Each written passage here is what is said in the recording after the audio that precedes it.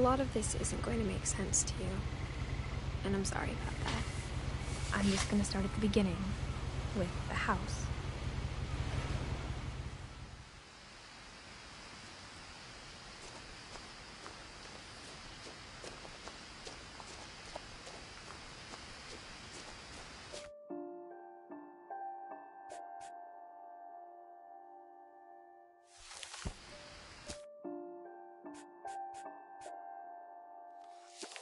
I lived here until I was 11, but I wasn't allowed inside half the rooms.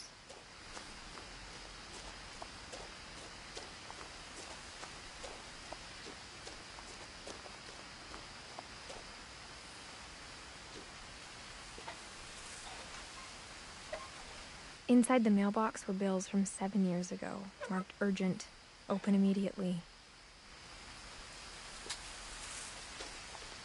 I hadn't been back since my brother Lewis's funeral.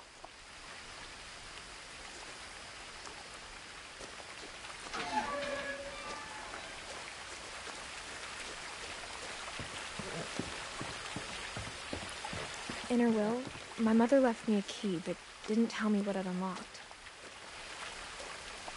Maybe she thought I'd know. Or she thought that the mystery would be enough to bring me back.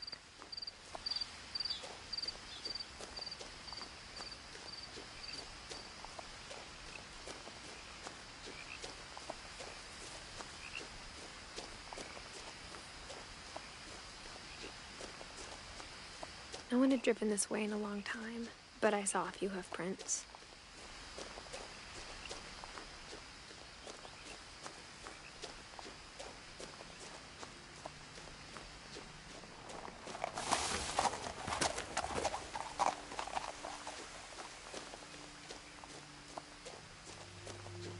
The truth is, even after I inherited the house, I never thought I'd come back to it.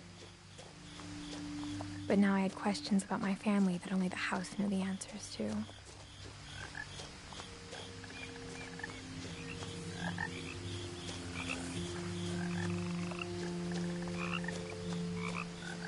The house was exactly like I remembered it, the way I'd been dreaming about it.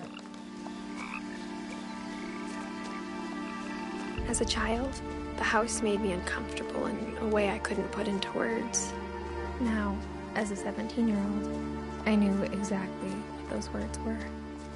I was afraid of the house.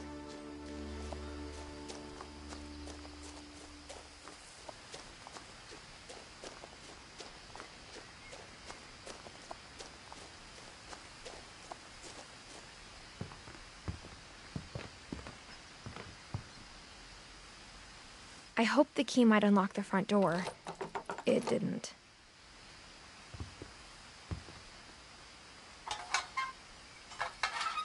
Looking in, I felt like the house itself had been waiting for me.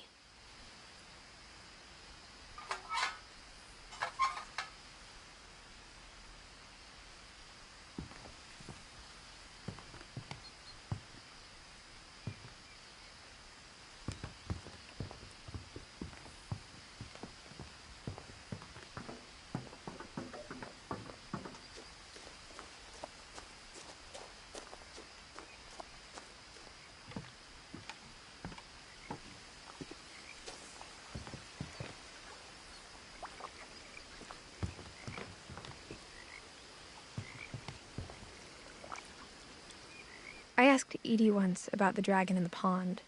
She said it had killed her husband. I was 6. It seemed like an odd joke to me, even then.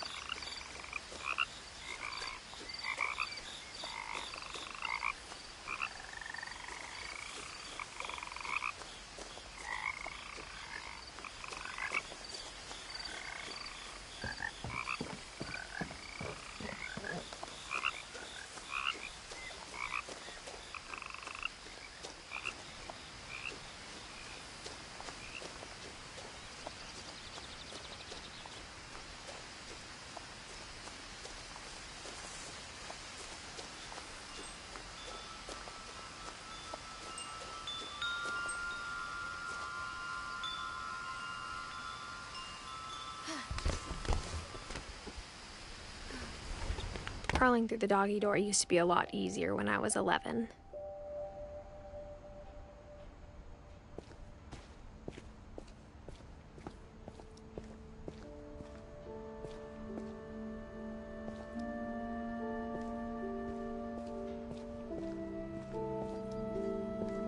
For the first time in years, I felt like I was home. But instead of a family, there were just memories of one. Like how after Lewis started working at the cannery, we all got sick of eating salmon, except our cat, Molly. Nothing in the house looked abnormal. There was just too much of it, like a smile with too many teeth. A lot of things got left behind in the whirlwind of that last night.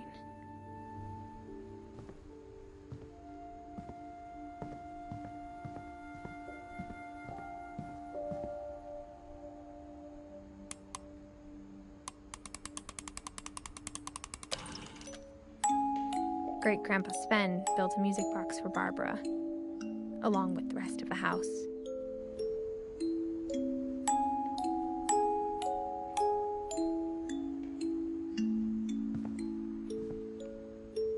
Mom always told me to stay out of the basement, so I wasn't too surprised when the key didn't fit. Even the fireplace had a story. Edie told me the bricks came from the original house, after it sank.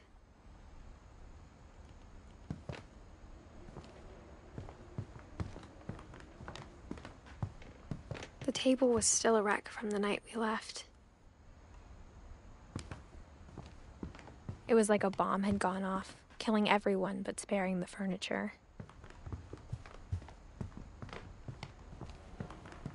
My mom was the only one of us who could imagine Great-Grandma Edie living in a nursing home.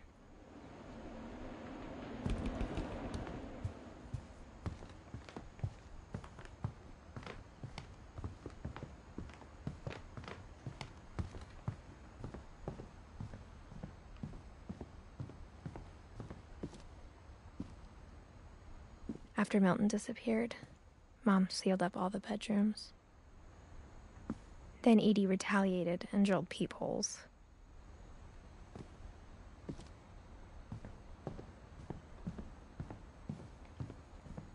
Edie's father, Odin, built the original house.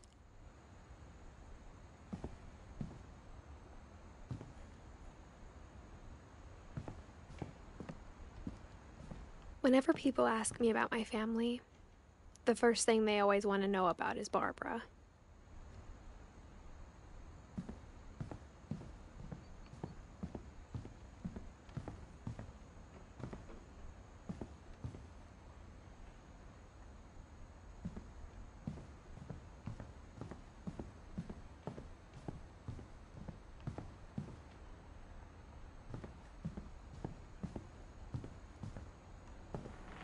I spent a lot of time playing in Great Uncle Walter's room. I think my mom sometimes regretted not sealing it up. Lewis told me there were secret passages, but I never believed him.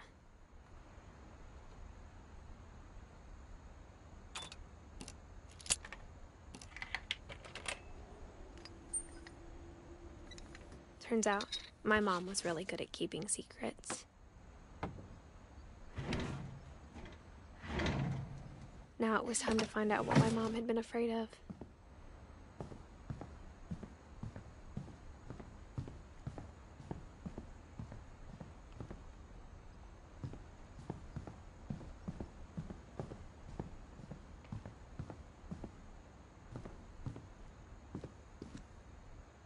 Mom must have locked the third floor stairs on the night we left.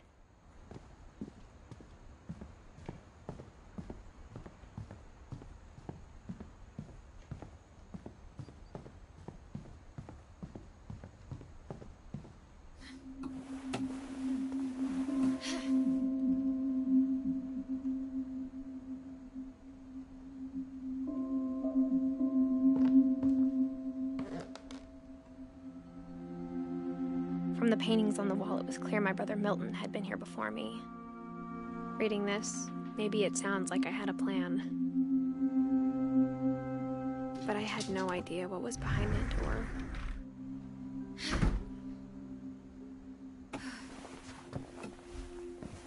Just like I had no idea where all this was gonna lead.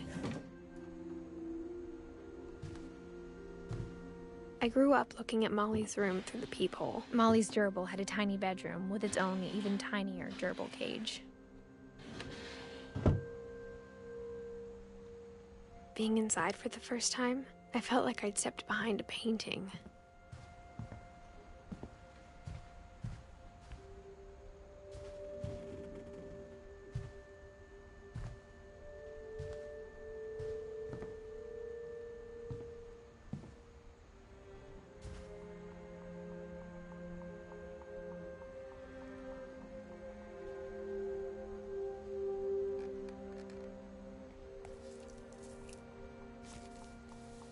December 13th, 1947. Dear Diary, I'll be gone soon, but I wanted to tell somebody about what's gonna happen. It started when Mom sent me to bed without dinner. I looked around for something to eat. The gerbil food was dry, but I didn't mind it.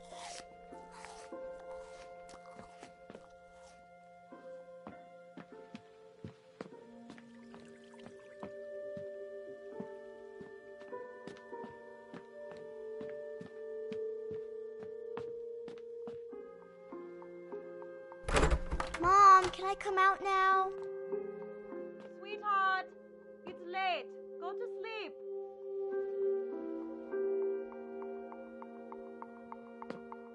My Halloween candy was all gone.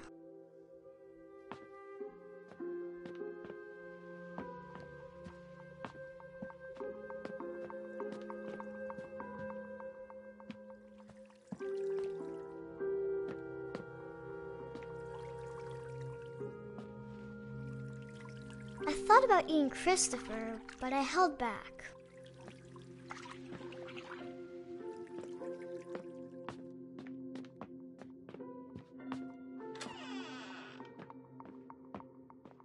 I kept eating and eating.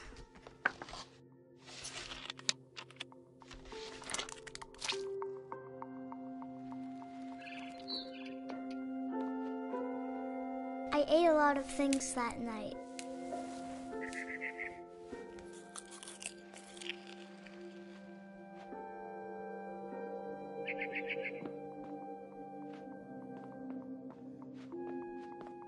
Then I heard chirping outside my window.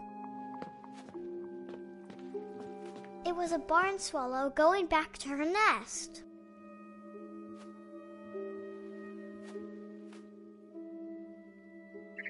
I reached out for her.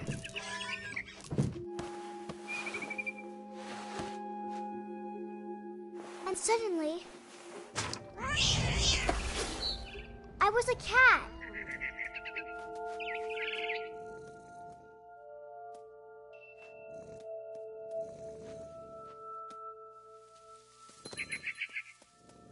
I tried to be quiet, but the bird was really scared.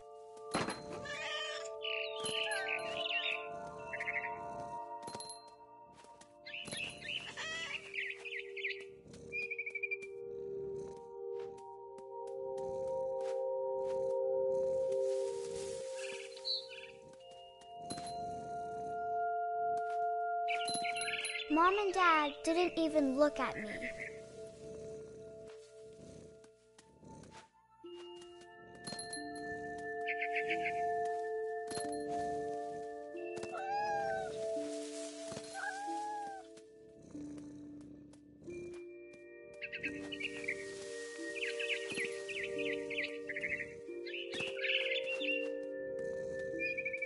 I jumped and I almost got her.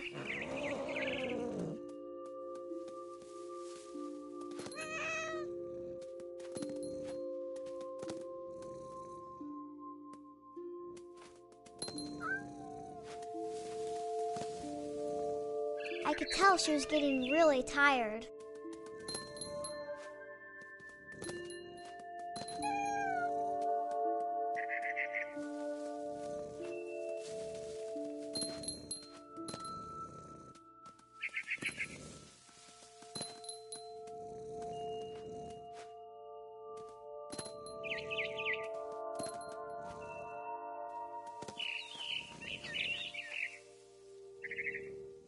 Now I was up in the big tree. I promised Dad I wouldn't climb it anymore. All I cared about was eating that mama bird.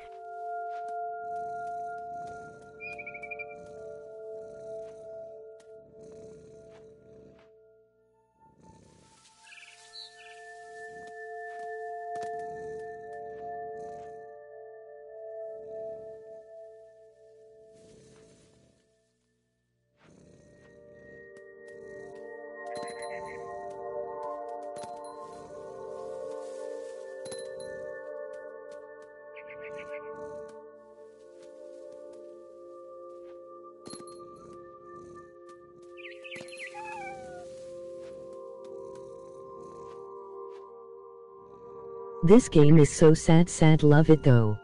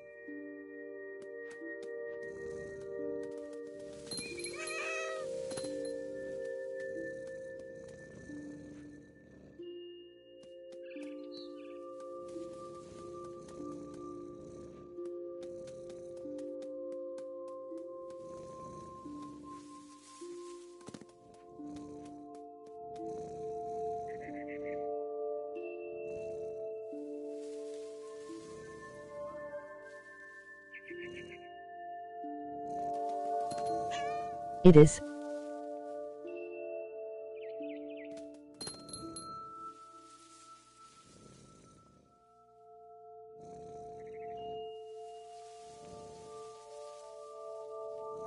Brew were the bird the laugh.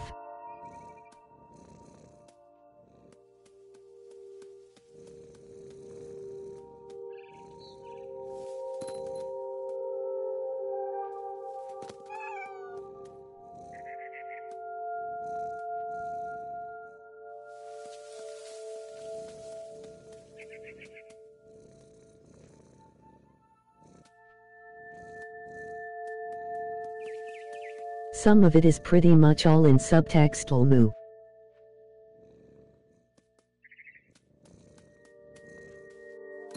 But yeah, overall a pretty sad game.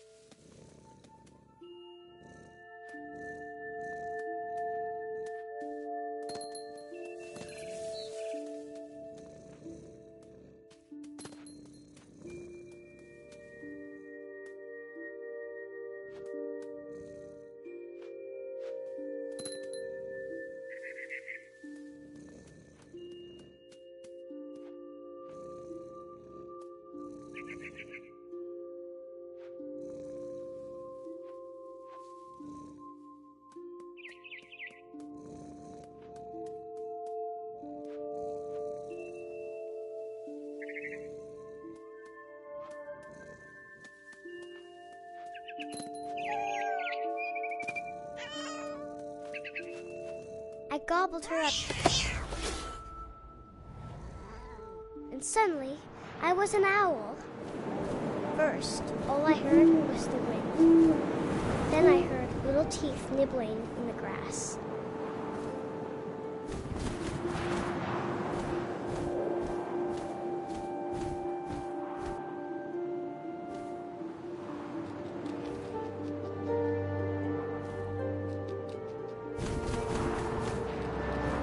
Rabbits.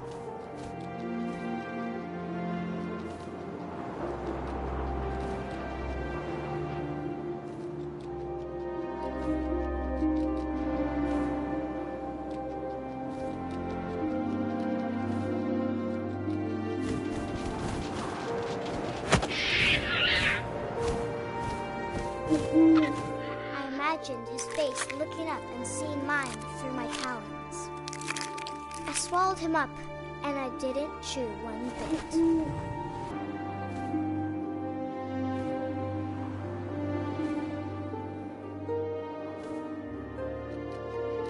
A mama rabbit.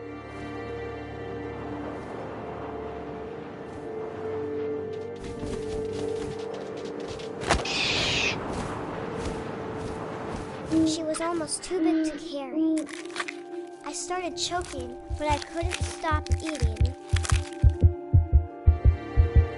And suddenly, I was a shark.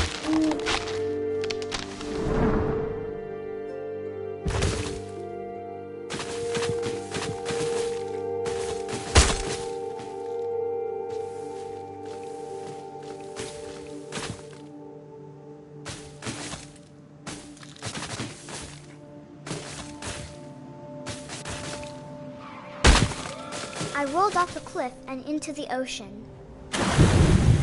Now, I was hungrier than ever.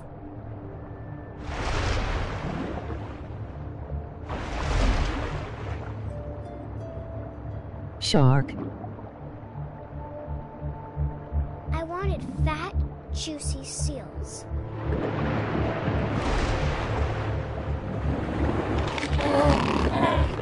I tore off her flipper, and it tasted really good.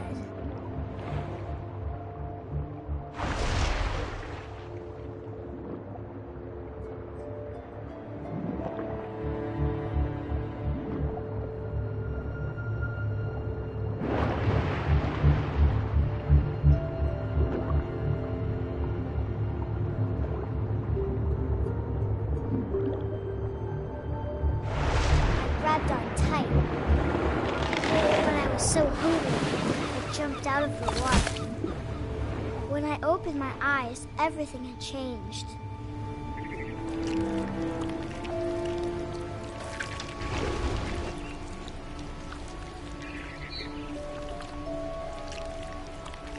Now I was a monster, and I smelled people everywhere.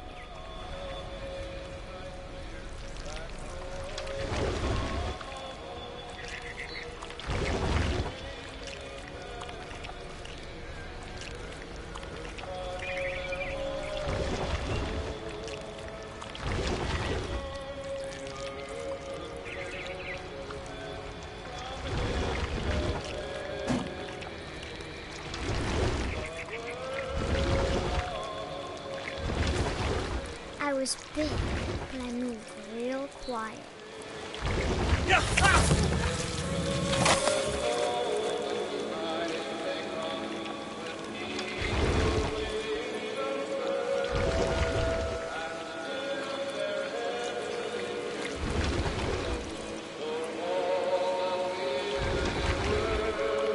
I wanted to stop, but also I didn't.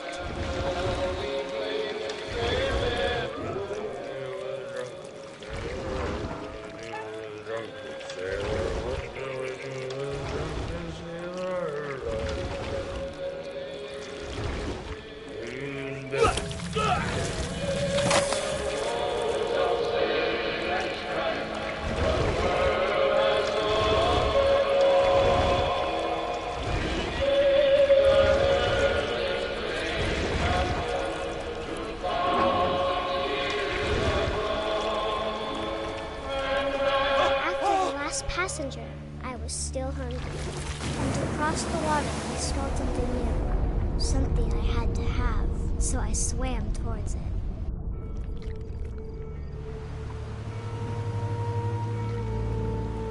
I slithered onto the sand, and the good smell went into an old pipe.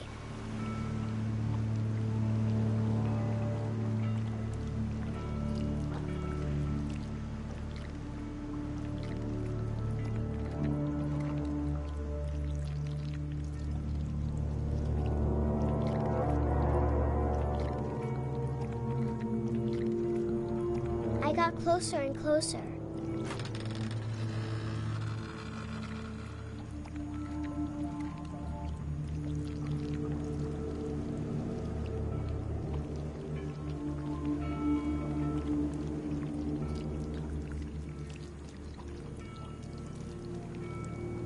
All of my stomach started growling.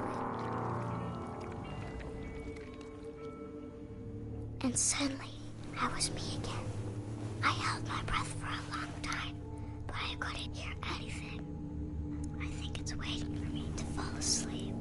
But it's not going to wait much longer. It needs to feed, and we both know I will be delicious.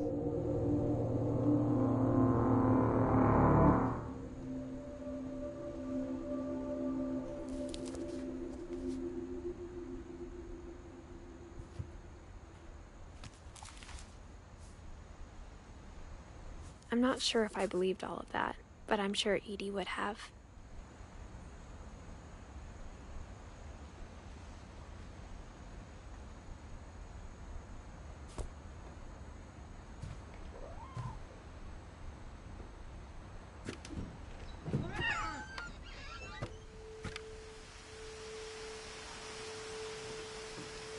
This will be obvious later, but my mom never told me any of these stories. Edie would have, but Mom didn't like bringing up the past.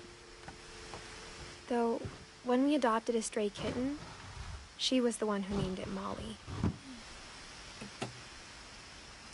I spent a lot of time in Great-Grandma Edie's room. When Edie told people Sven was killed by a dragon, she could also have said he was building a dragon-shaped slide that collapsed. One summer, they evacuated the island, but Edie refused to go. For a few weeks, she was a celebrity. I hadn't thought of myself as Edith Jr. for a long, long time. Edie gave a big interview about a mole man living under the Finch house. My mom was furious. Even in her 90s, sometimes Edie seemed a lot younger than my mother.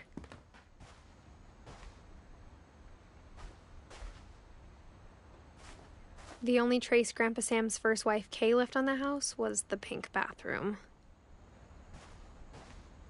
It was a pretty big trace. God, shag carpet in a bathroom.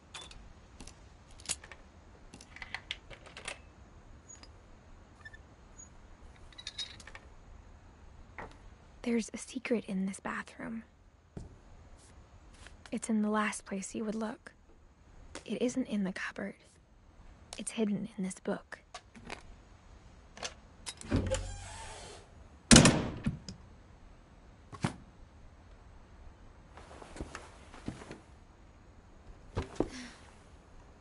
Sven gave Sam an old camera he'd refurbished. He never put it down.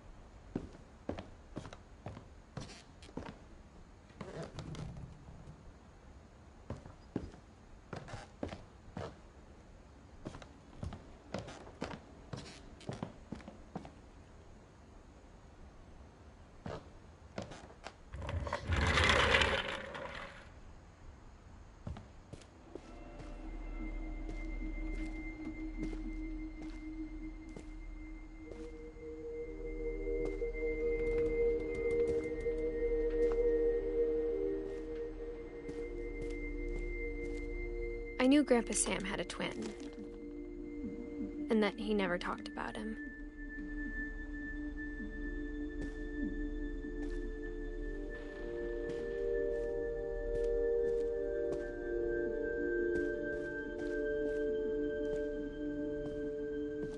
I guess my grandpa didn't like history any more than my mom did.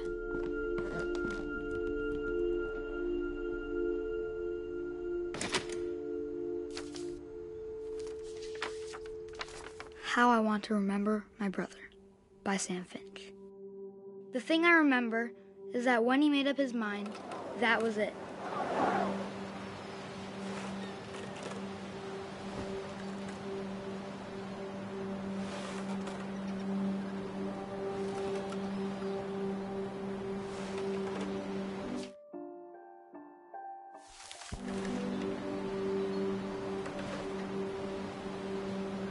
My brother said he'd die before he ate another mushroom, and he did.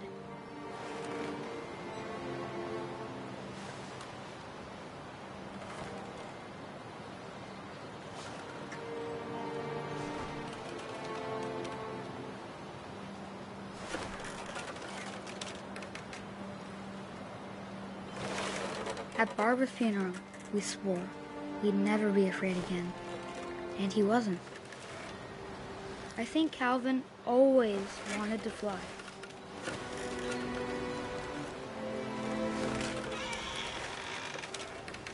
Sam! Calvin! Dinner's ready! Coming! But that day, he finally made up his mind to do it. I told him going around was impossible. Maybe if I hadn't said that,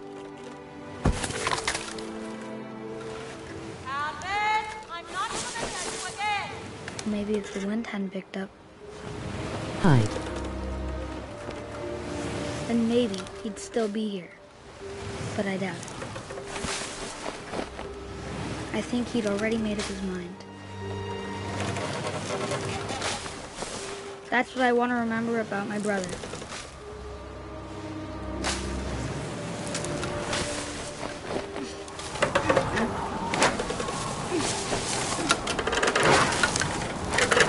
The day he made up his mind to fly. And he did.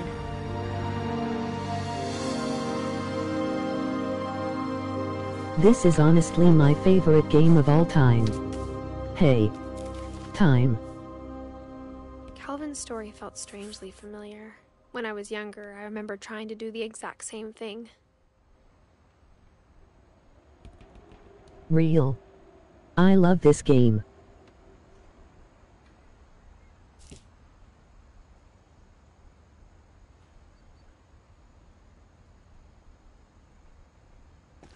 After the funeral, Edie roped off Calvin's half of the room.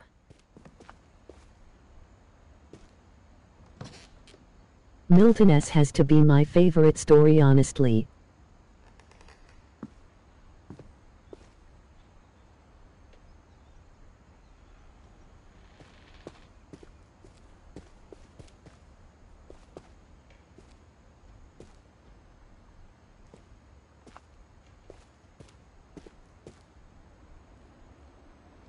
Mine's probably Lewis, gets me every time.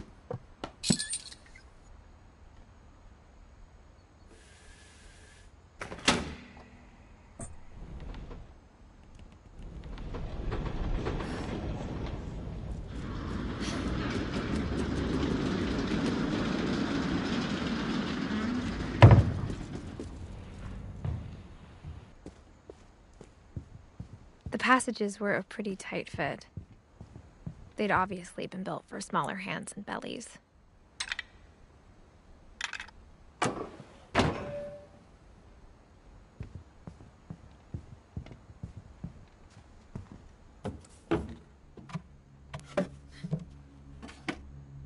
Growing up, I always thought of Barbara as a child star. His is a close second, but bias for a game connected to this, The Unfinished Swan, made me a sucker for Milton S. story.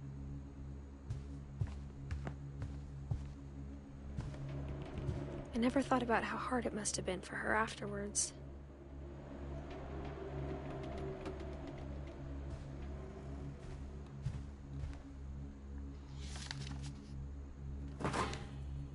Of all the stories people wrote about Barbara's death, I'm surprised Edie saved this one.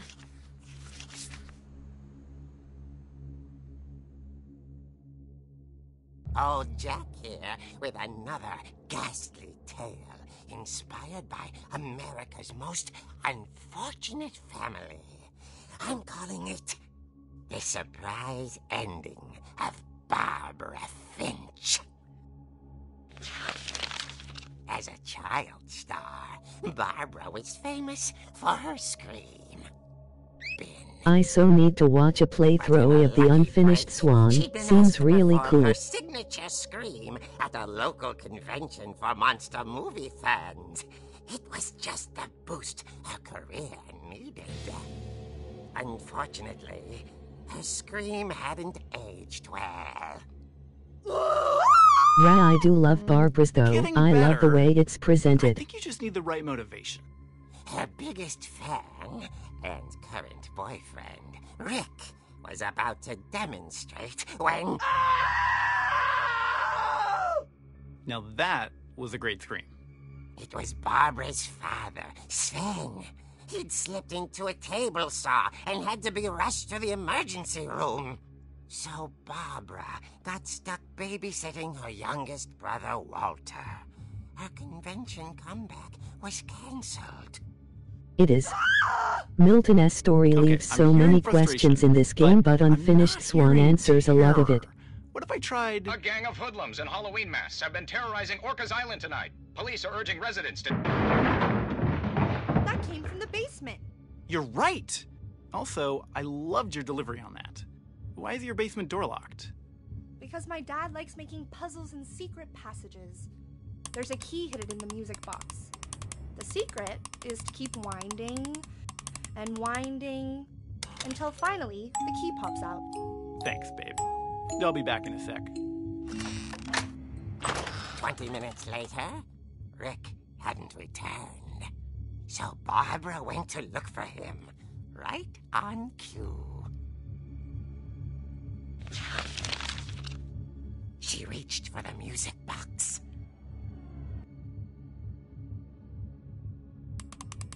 And as she wound the key, she listened for Rick, but the house was silent.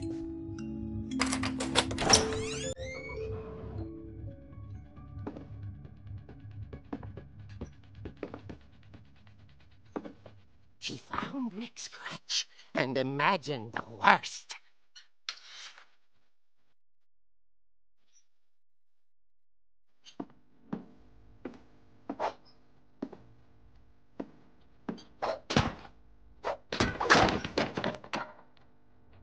The gang's leader is the infamous Hookman Killer, Dr. Carl Hamill, who impaled and then ate his family 10 years ago tonight.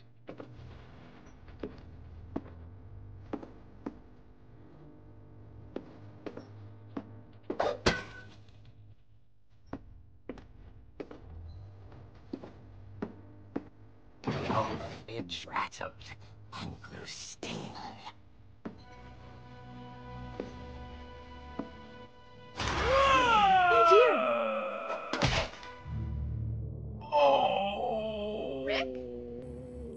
Barb, relax. I was just trying to scare you to help you find your scream. Well, I'm not scared, Rick.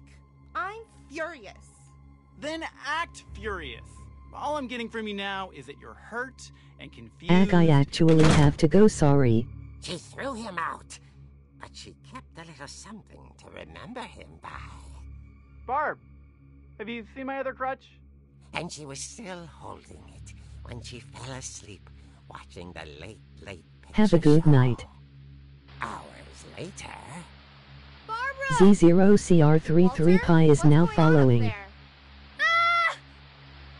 Okay, I'm coming up, but if this is a trick, you're dead, Walter. Thank you.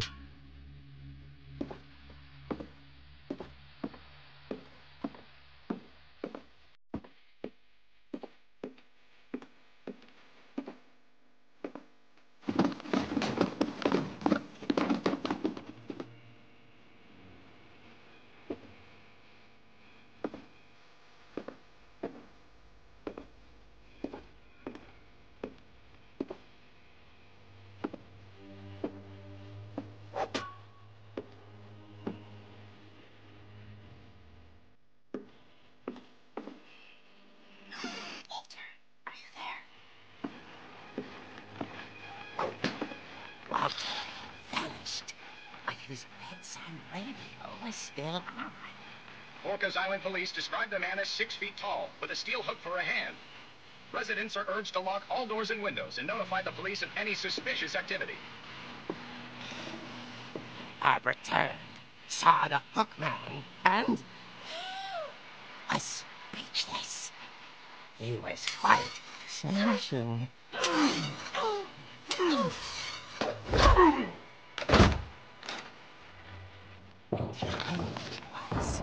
He couldn't get enough of Barbara. Okay, Barbara, there's gotta be another way out of here. No problem.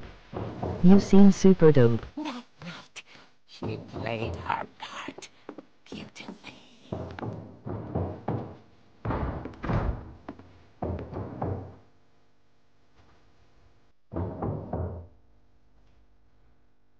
That's so sweet.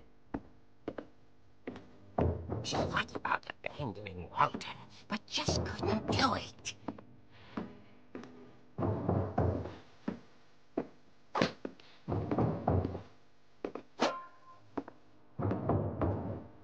Molly Shore hadn't been opened in years. The hinges grow.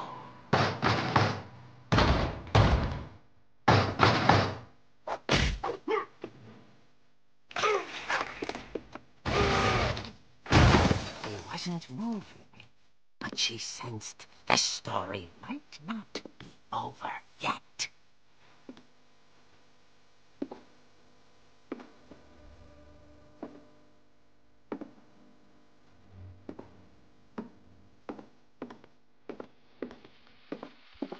The hookman had vanished. She listened for his breathing, but all she heard was...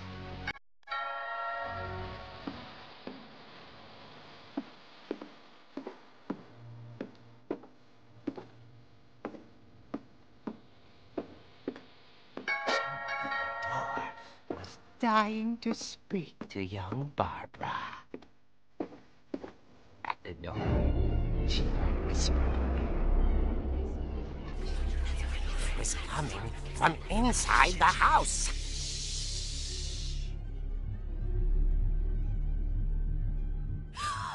Oh dear.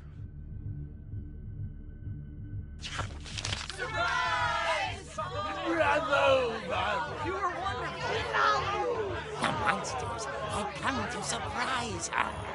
For Barbara, it was a dream come true. Then she saw what kind of monsters they were, and she realized what was about to happen. She was going to be famous. And with her final breath, Barbara Finch gave the performance of her life.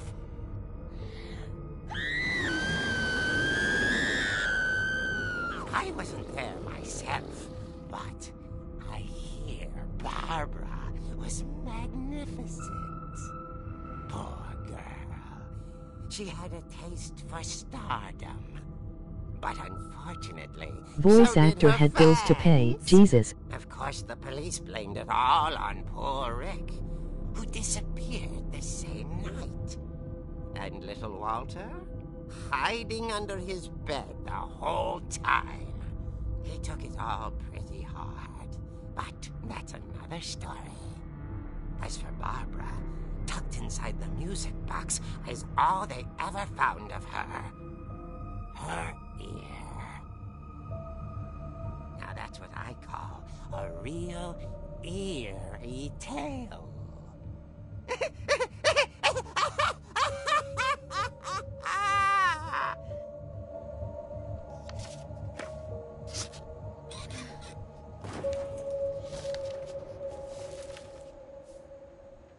Edie told me all Barbara wanted was to be remembered, as absurd as that comic was.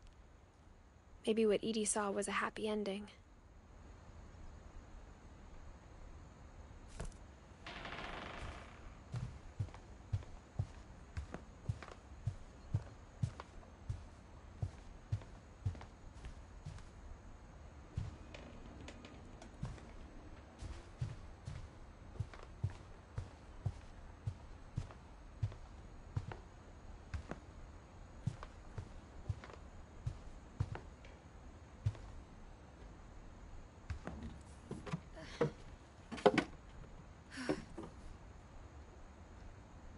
guess now I know why Mom didn't like me playing with the music box.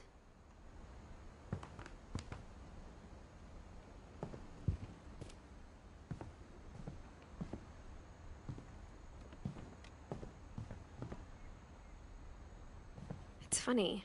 All those times I played with the music box and never found the basement key.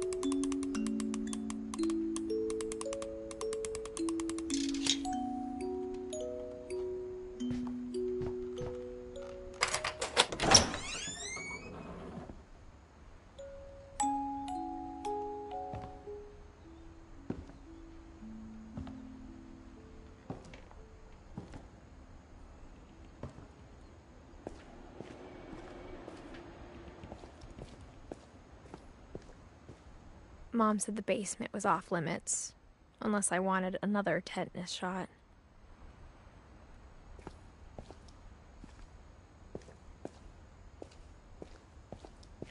I saw Edie sneak down to the basement once, carrying packages.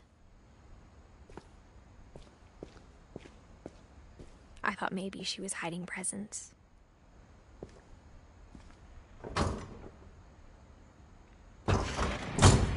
It turned out she was hiding a lot more than that.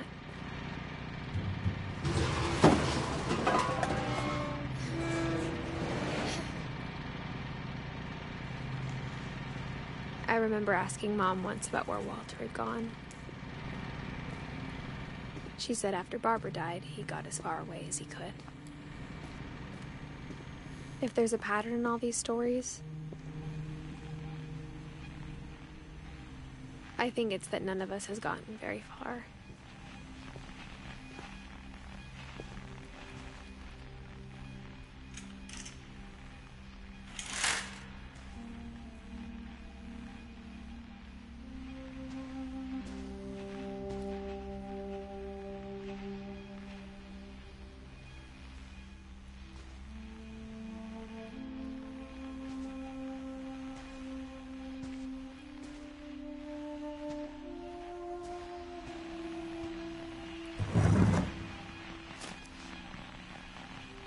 Goodbye, everyone. I can't believe I've been down here for 30 years. On that first day, after the shaking started, I didn't think I'd survive a week.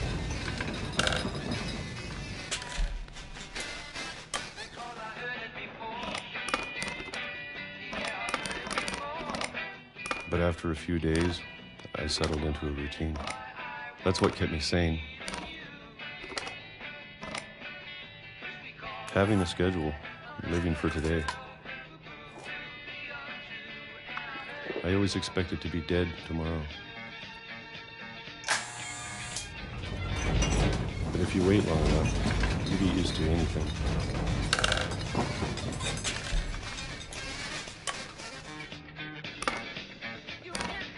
Even a monster on the other side of the door starts to feel normal. Almost friendly.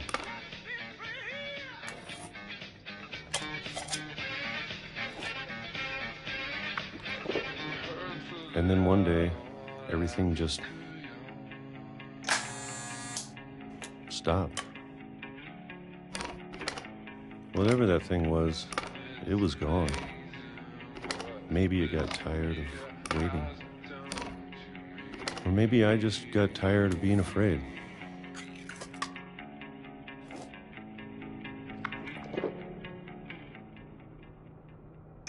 It's been a week now, the longest in 30 years. I'm done waiting. I have to leave while I still can.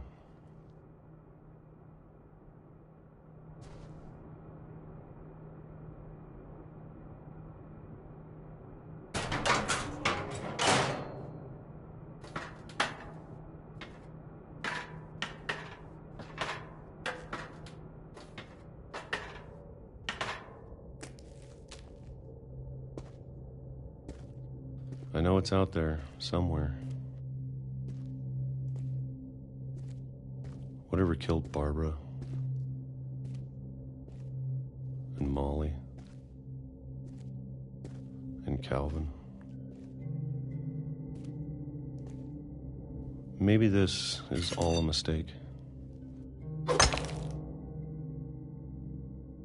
But I need to stop living the same day, even if it kills me.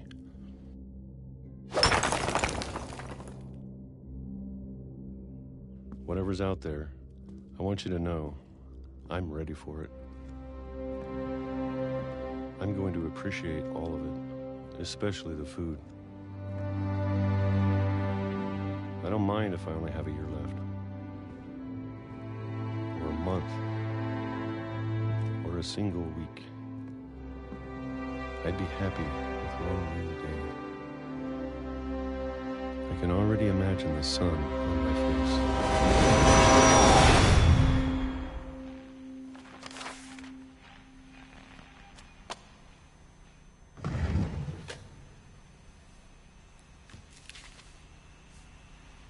Walter died when I was 6. I can't believe my mom never told me he was down here.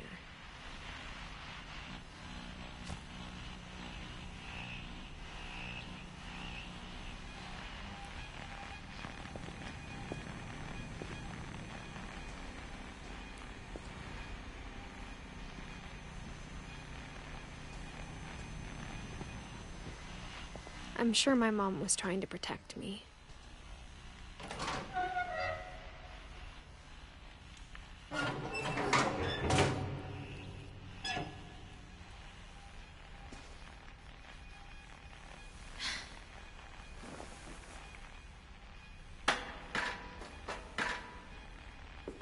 Maybe she was afraid I'd end up like Walter. But if she never told me about an uncle under the house, I can only imagine what else she was hiding. I don't want to make the same mistakes she made.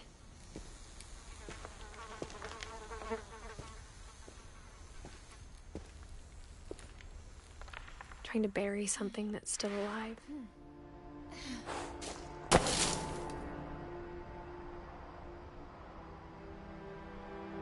Now that there's only one of us left, or maybe 2, I thought it was time I heard the stories for myself and found out what happened to everyone Oh wait, else. just realized this. Walter was probably the Malemin that Eddie reported to the news. Problem.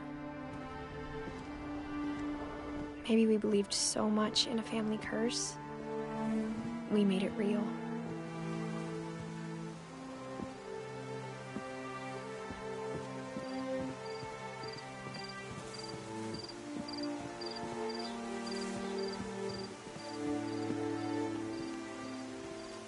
I don't know if I should even be writing this. Maybe it'd be better if all this just died with me.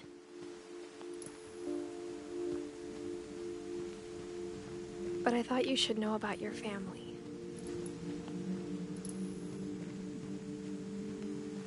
And the history you're a part of. Though to be honest, I feel as lost as you probably do right now.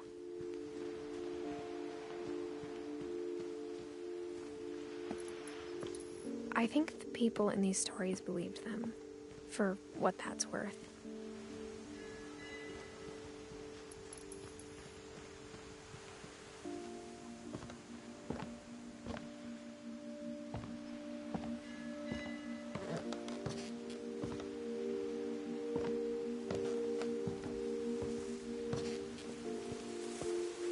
you look at the house, that history of imagination and stubbornness and madness, any of it seems possible.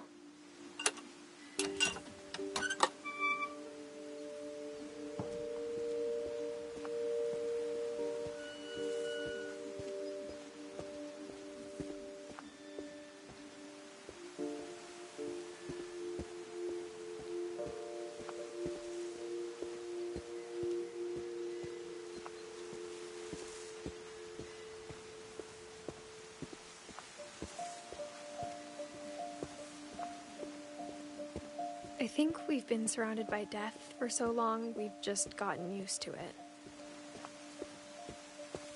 What kind of family finishes building a cemetery before starting the house?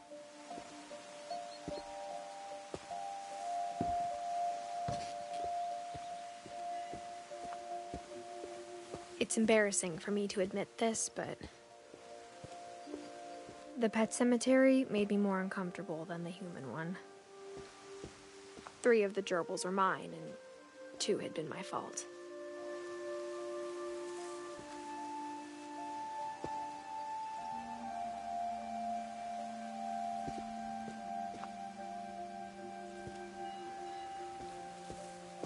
Sven built the house, but it was Edith who designed the cemetery.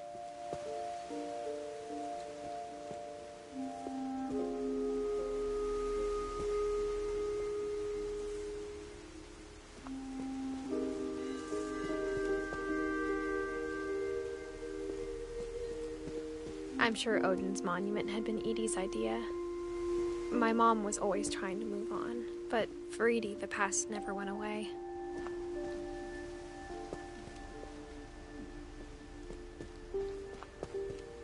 She could see it poking out of the water at low tide.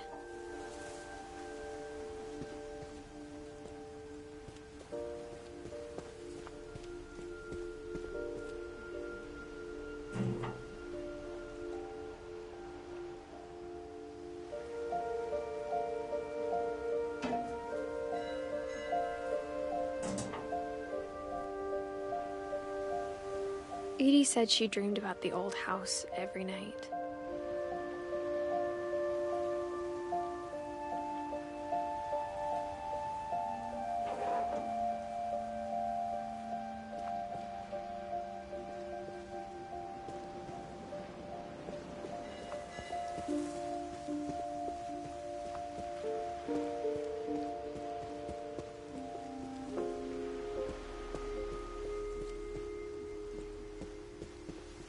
Edie's side was always easier for me to understand. But the older I get, the more I can see where my mom was coming from. Her dad had been pretty strict, but it wasn't enough to save her brothers. She was just trying to do better.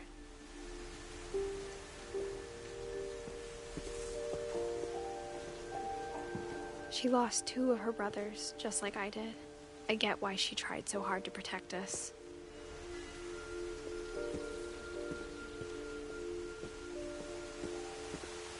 There's so many things I wish I could ask my mom now. Part of me thinks this is what she wanted all along. For me to come back someday and find everything out for myself.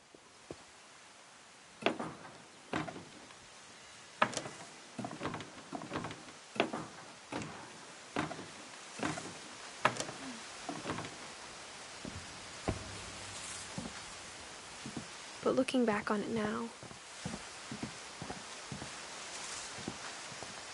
if she told me there was going to be so much climbing, I never would have come when I was 22 weeks pregnant.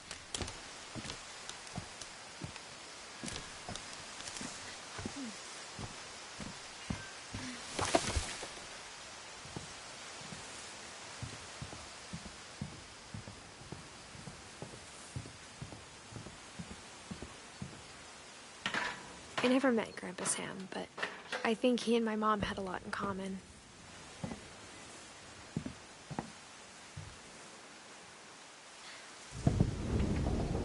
They were both pretty intense.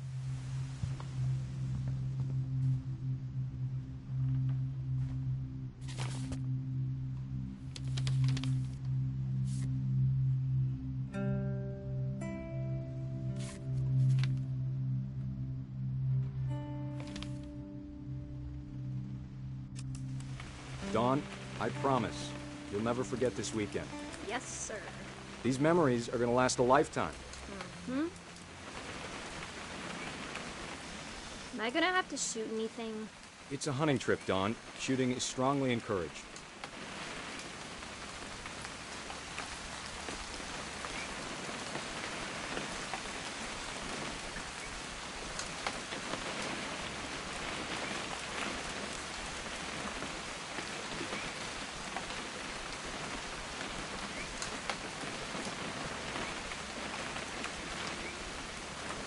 What?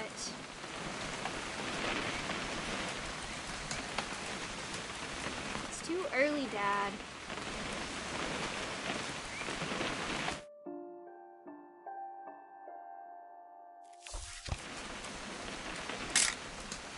Shouldn't we be leaving?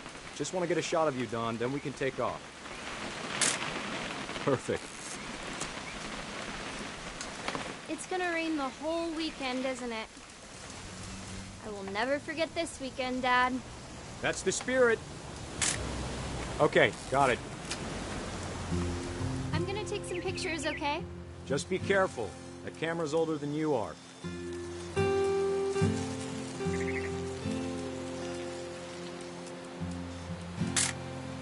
Aw. You're right, Dad. It's starting to clear up. Still freezing, though.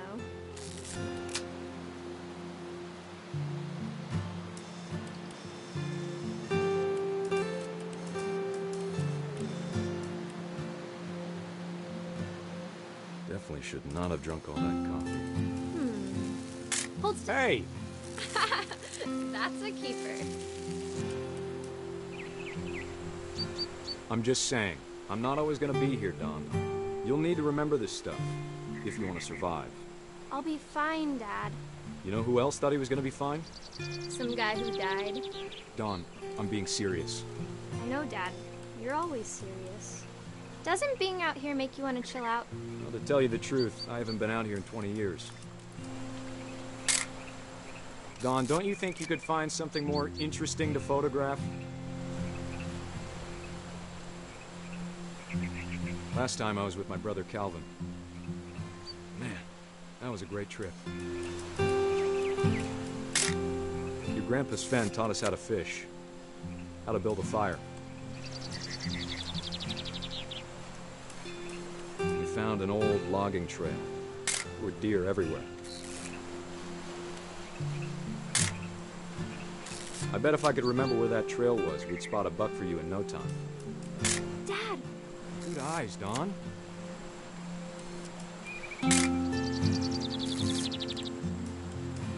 Before you take the shot, let me get a picture of you.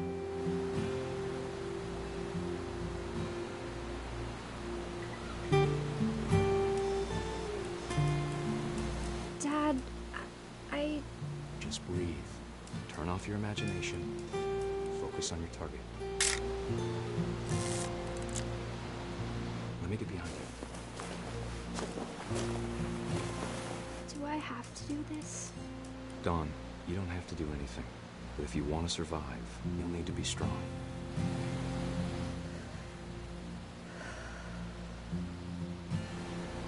Now keep yourself squared up, elbows down, like we practiced. Whenever you're ready.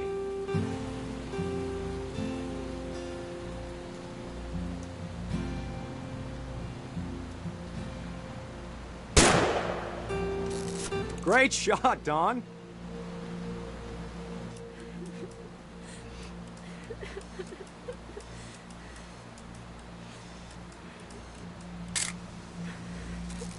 I'm proud of you, Dawn. Always remember that, okay?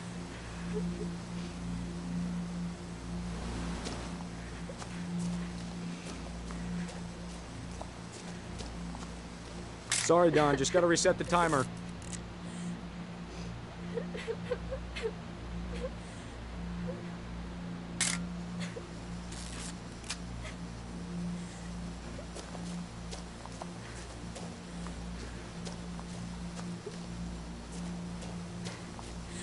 Dad, it's twitching. I think That's it's totally normal, Dawn. Just focus on the camera. Try not to think about... Dad!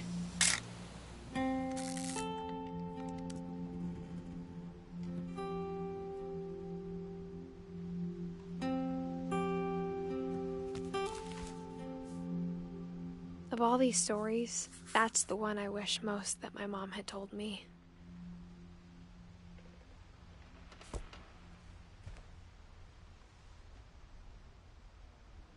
Sam spent his life shooting photos, but Mom said he got nervous being in front of the camera. I guess we're all afraid of something.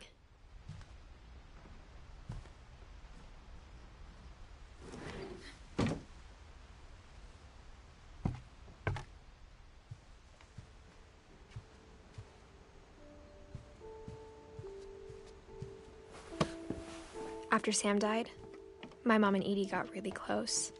They'd both lost a lot.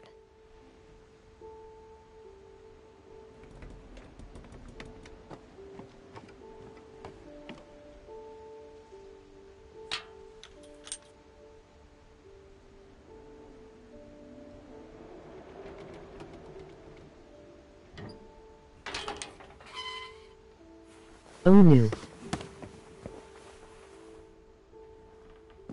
Gregory next.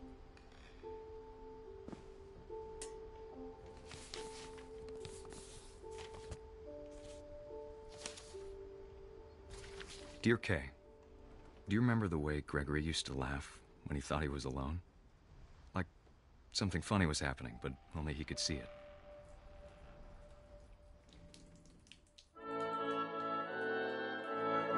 I think he saw things the rest of us don't.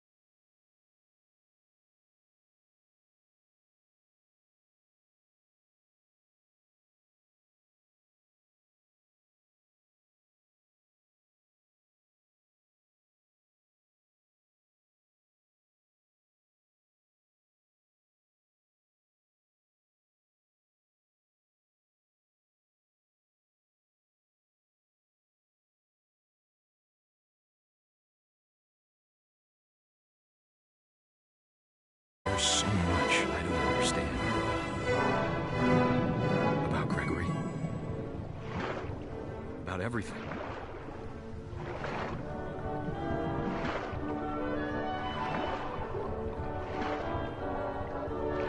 know what happened wasn't your fault.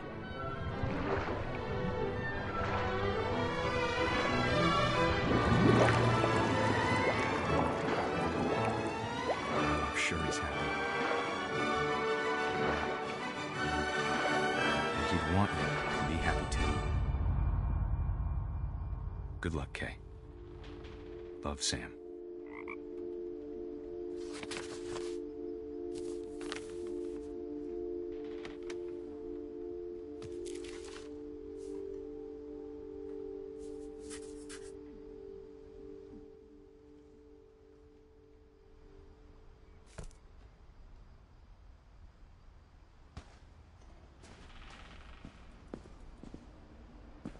I can't imagine my mom ever writing poetry, and yet...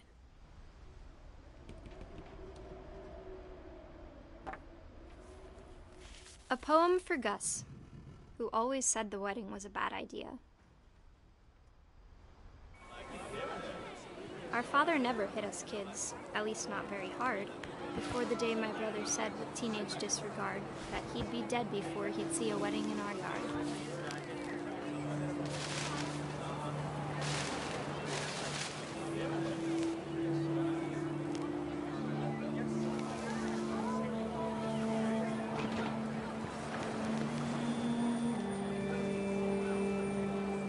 My father made him come, of course, but Gus stood far apart, just flew his kite and bottled up the storm inside his heart.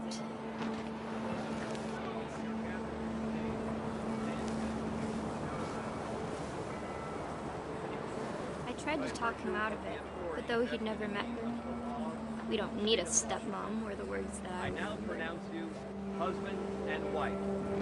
You may kiss the bride.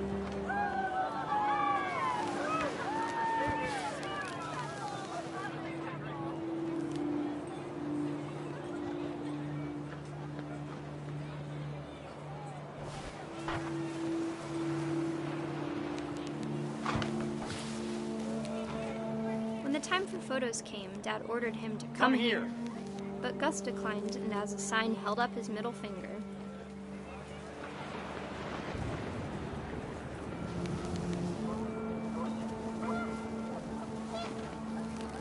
The wind picked up, and panicked geese appeared and quickly went. But all the humans did that day was go inside the tent.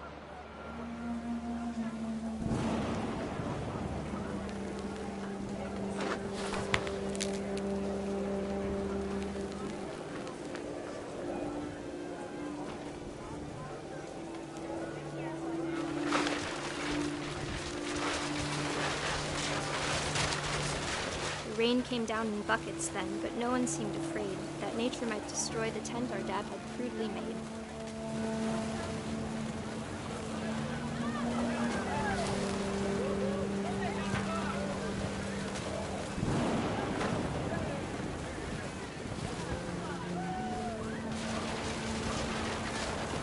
The thunder sounded much too close and full of angry power. But all my father said to this was, "Make the music louder."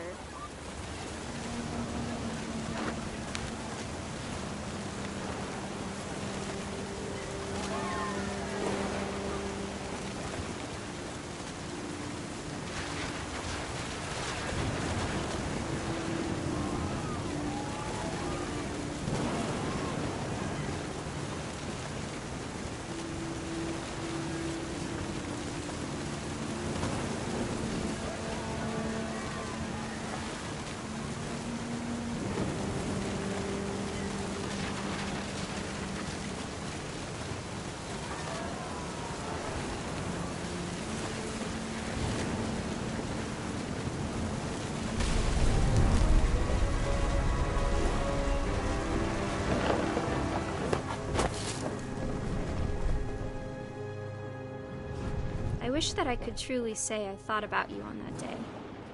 Out there on the beach alone, just you, the wind, the sea and foam. But I didn't, until we found you.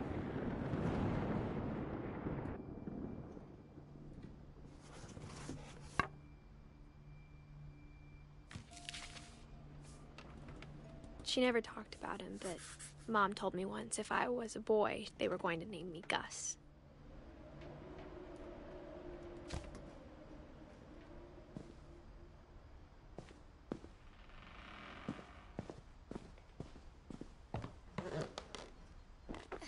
My mom moved up to the loft after her brothers died. At the time, it was as far away as she could get.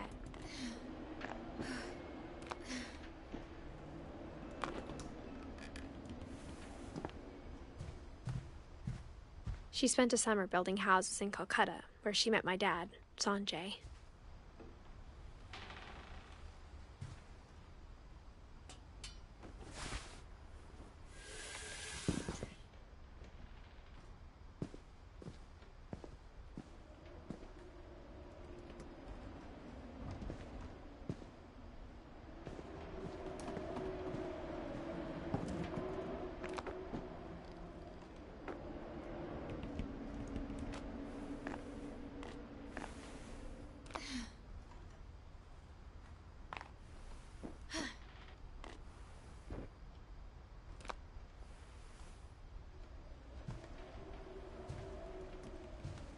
Religion was another thing my mom never talked about, but I think it helped her a lot after her dad died.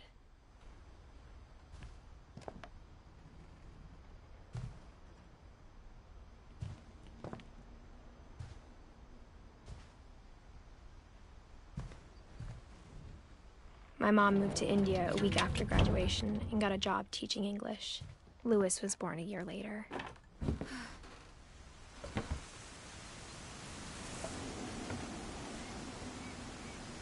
When my dad died, I don't think Mom knew where else to go. I'm sure Edie was happy to have her back. And to see kids in the house again. The house had to get a little bigger, but Edie was used to that. And for a while, things were good. Almost normal, but it didn't last.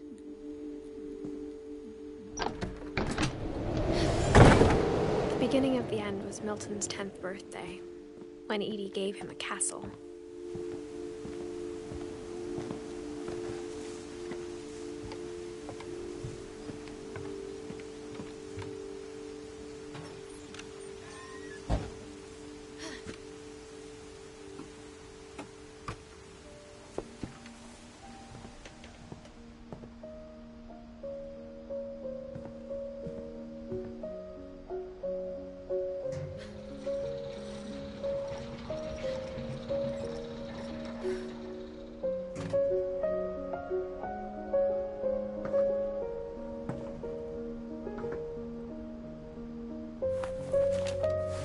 Milton Finch in The Magic Paintbrush.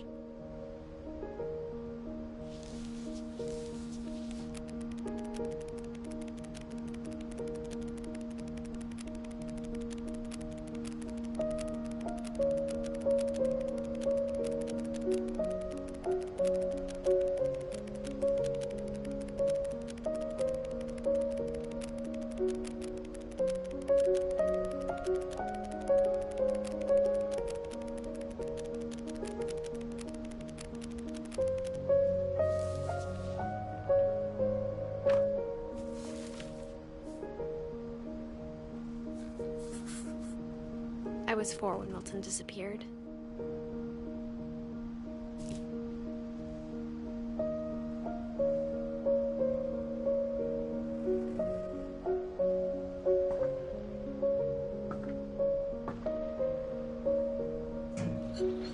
Mom spent months searching for my brother.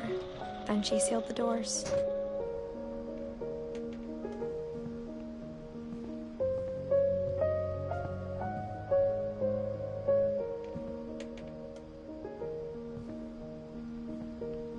Whatever Milton had found in the house, Mom didn't want it getting out.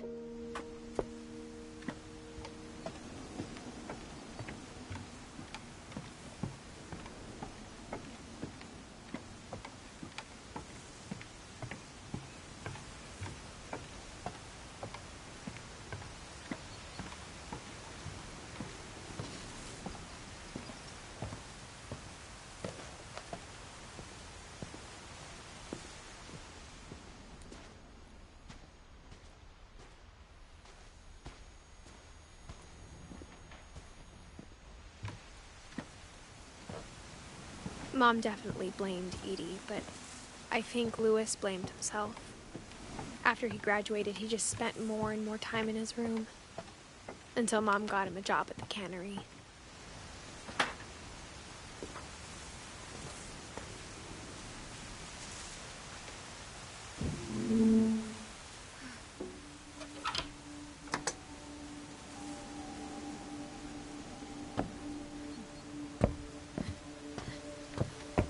Louis's room smelled very, very familiar. That part of him lived on.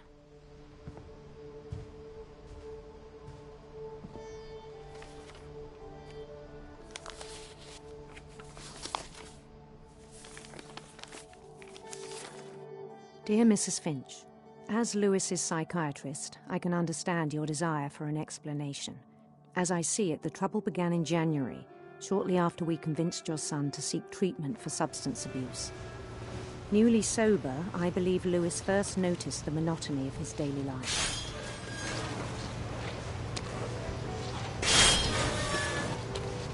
He kept working at the cannery. But he withdrew part of himself. In our sessions, I saw the same behavior. His mind began to wander.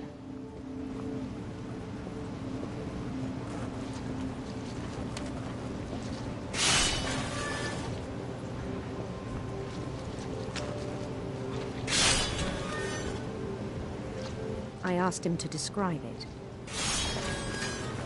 He said he started small, imagining a labyrinth. He'd feel his way about.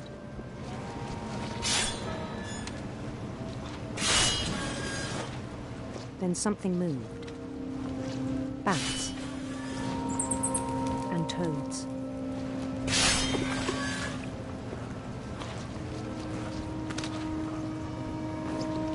And things that have not names. He knew it was all in his head.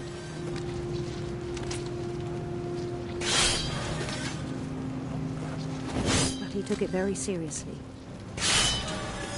I had hoped he'd find himself.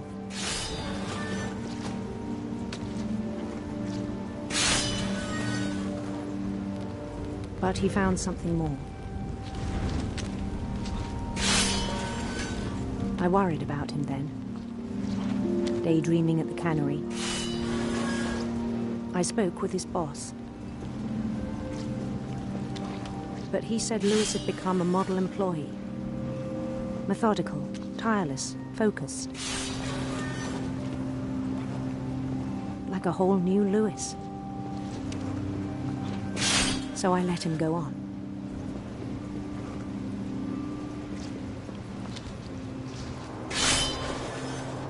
I even encouraged him. It seemed very promising at first. He told me he'd made a new friend.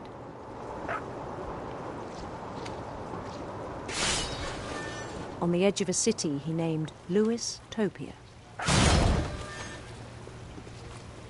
He built the city up slowly, brick by brick. Then he made musicians.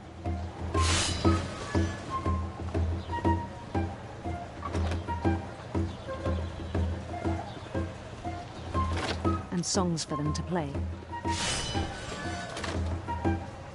He talked about starting a band. And he was always humming something. Every day his imagination grew stronger.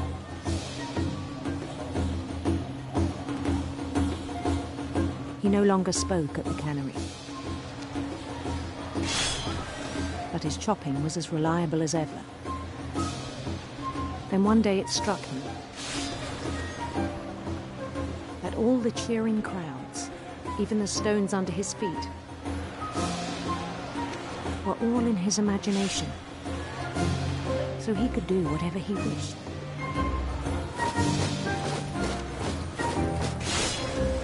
He held an election for mayor, and he won. They begged him to stay, but his mind was already wandering. It became a game for him.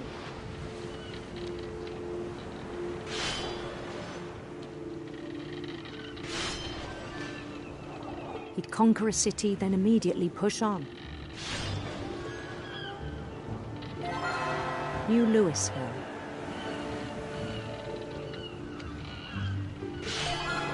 St. Louis.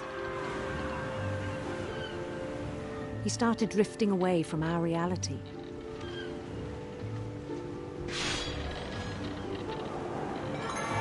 Minneapolis, until one day he forgot to go home from the cannery, pleaded with him. Part of Louis kept sailing on.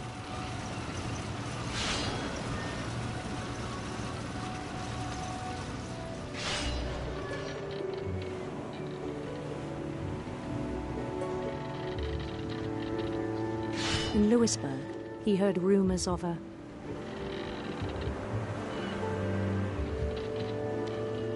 handsome queen.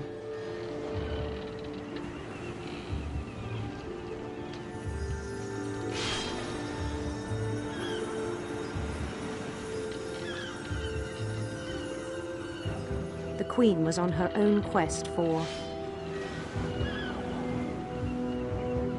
sinister serpents.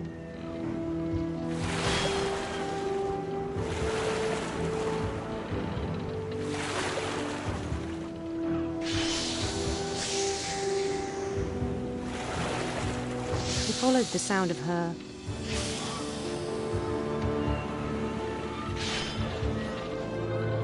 electric sitar.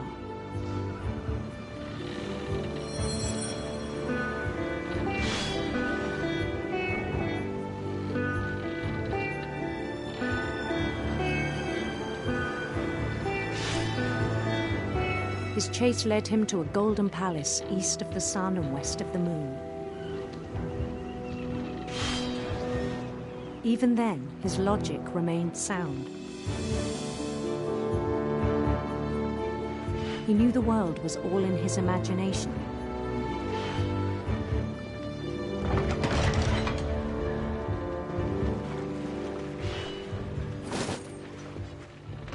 But he was so proud of having created it.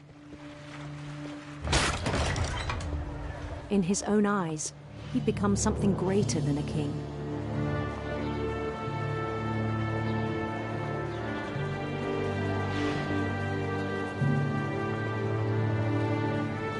For someone who'd never known success in the real world, I think it was overwhelming. And then it struck him that the real Louis was not the one chopping salmon, but the one climbing the steps of a golden palace.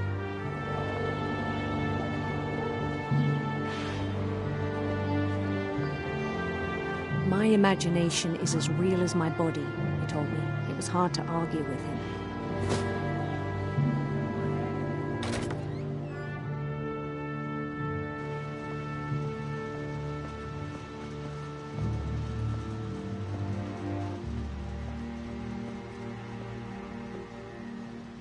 He began to forget the world we know.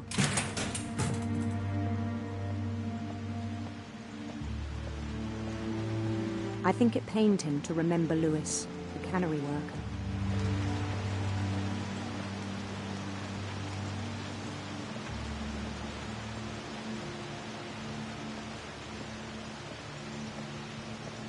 He began to despise the man with a royal contempt.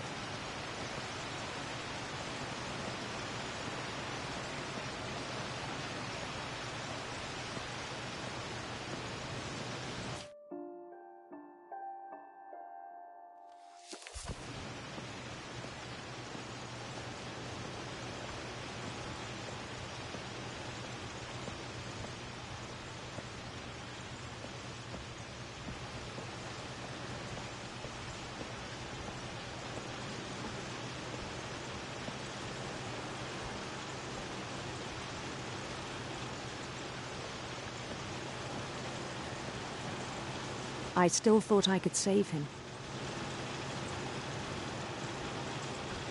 Even after he said he was being crowned king over all the lands of wonder. The palace would be packed with his companions.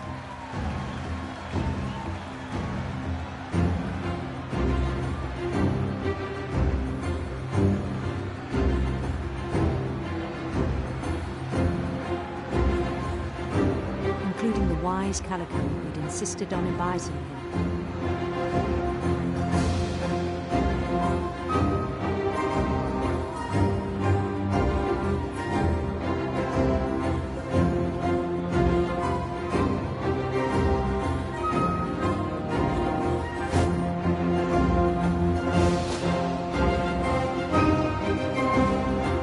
Queen waited, holding his crown.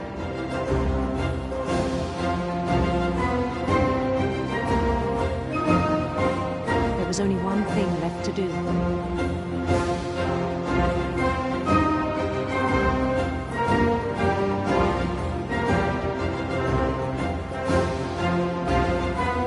Bend down his head.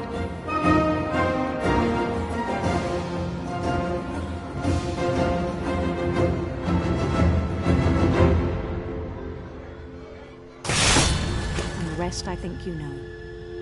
Mrs. Finch, your son was a kind man who will be missed by all of us who knew him.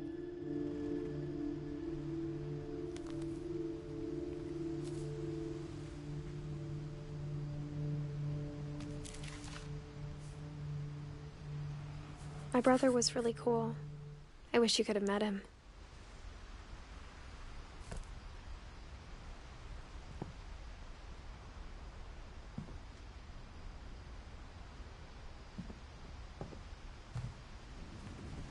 He was so proud of being Indian. I think for him, it was a way to be something other than just a Finch.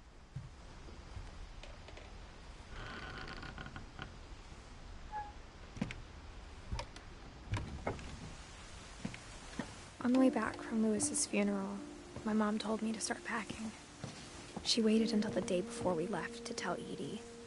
I'm not sure if she wanted to make it easier or harder.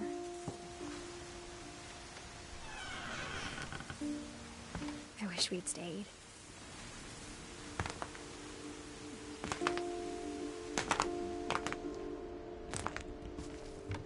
But I understand why we left.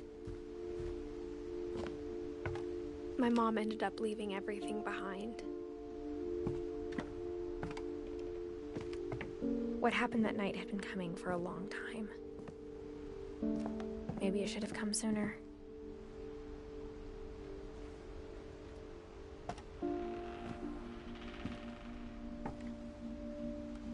But it had to end one way or another.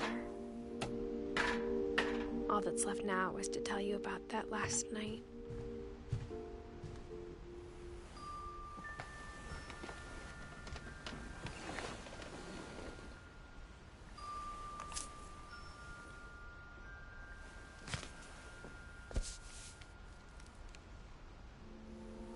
That whole last day, Edie just watched us pack and didn't say a word. Until supper, when she raised her glass and said, "To our final night together, and all our final nights apart." Grandma, you know what I said about alcohol. Some of your medications are very Edith, specific. I left a present for you in the hallway.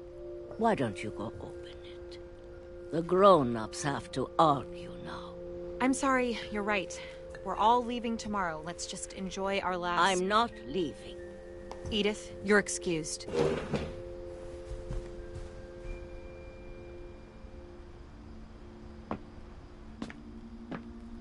The power had been shut off that morning, but Edie always had plenty of candles. When my mom sealed the library, I don't think she knew about the other entrance, or that Edie had a key to it.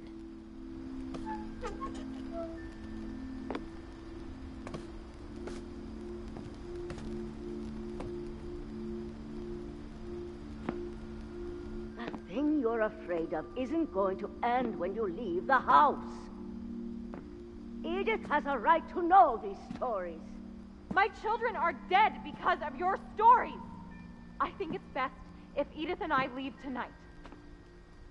We'll have the nursing home send a van for you in the morning. Okay?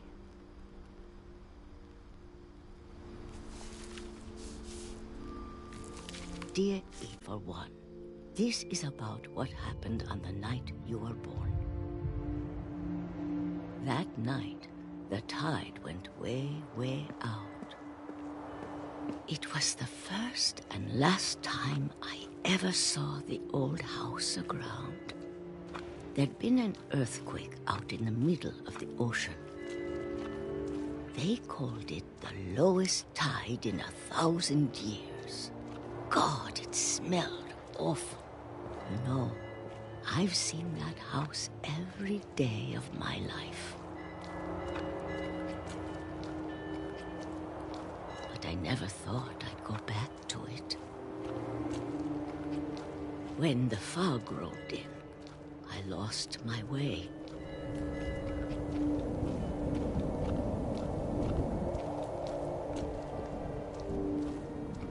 I got turned around.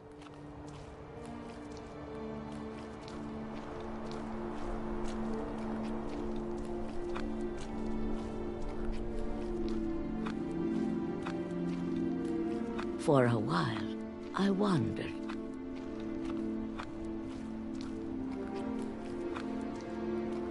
I started seeing things.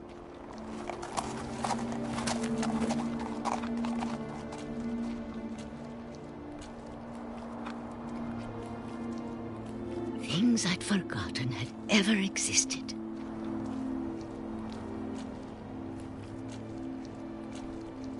But when I saw them, they felt like old friends.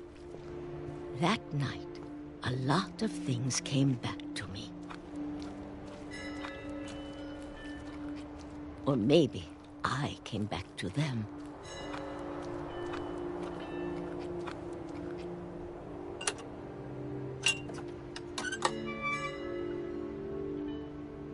Things I can't explain, but that I need you to try and... Edith, what are you doing in here? It's mine. Edith! Mom, you're gonna rip it! Let go! I kicked and screamed, but Mom dragged me to the car. I never saw Great-Grandma Edie again. The next morning, the van came to pick her up, but she was already gone. After that, we moved around a lot.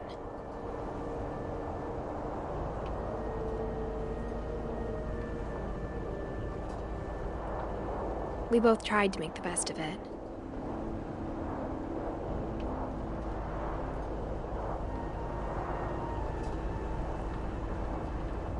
A few years went by.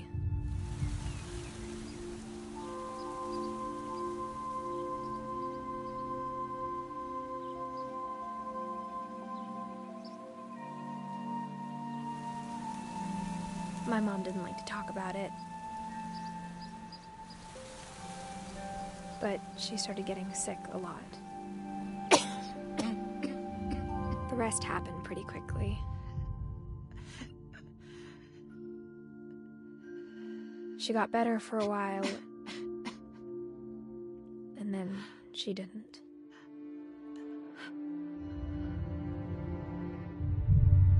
And then I was alone.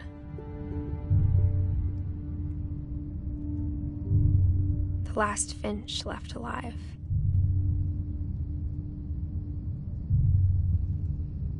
Until I found out about you. I'm still not sure what to tell you about all this. If we lived forever, maybe we'd have time to understand things.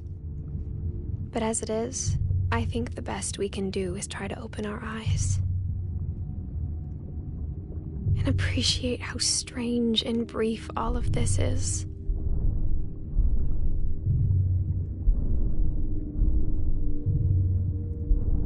This journal was supposed to be for you. But now I hope you'll never see it. I just want to meet you. and tell you all these stories myself. But I guess if you're reading this now, things didn't work out that way.